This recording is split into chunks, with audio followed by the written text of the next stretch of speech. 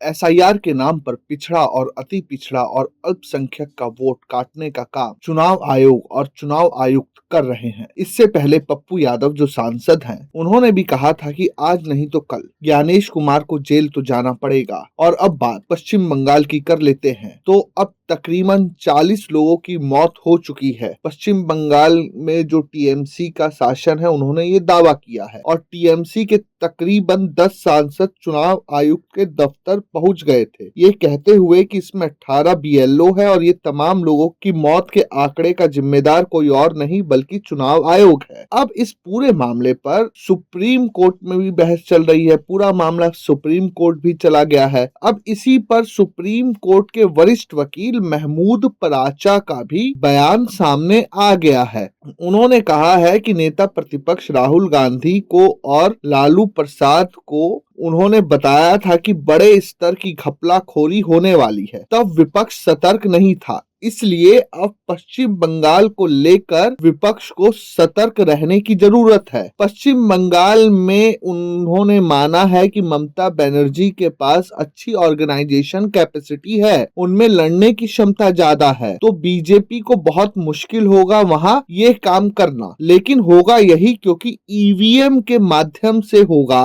Voting.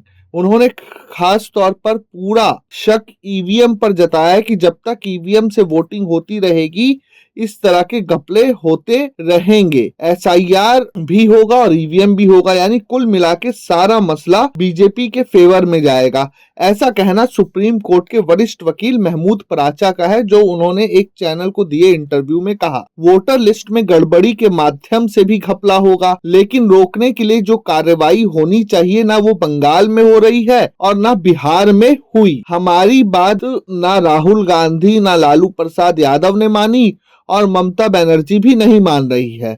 उन्होंने कहा कि 3 जुलाई 2025 को उन्होंने कांग्रेस और आरजेडी को पत्र लिखा था और विपक्षी पार्टीज को चेताया था कि आप सावधान हो जाइए। जुलाई 2025 राइट चुनाव अनाउंस होने से भी 3 महीने पहले 4 महीने पहले उन्होंने कहा कि आप जाग जाइए, इसलिए उन्होंने पत्र लिखा। वो इसके सबूत भी दे रहे हैं और उन्होंने कहा कि ये सारे सबूत पॉलिटिकल पार्टीज के पास भी है। ईवीएम से चुनाव होगा तो विपक्षी पार्टी हारेंगी ही हारेंगी। अब ये देखना है कि महमूद पराचा की बात पर विपक्षी दल कितना भरोसा कर पाते हैं। Bureau report प्रजाहित।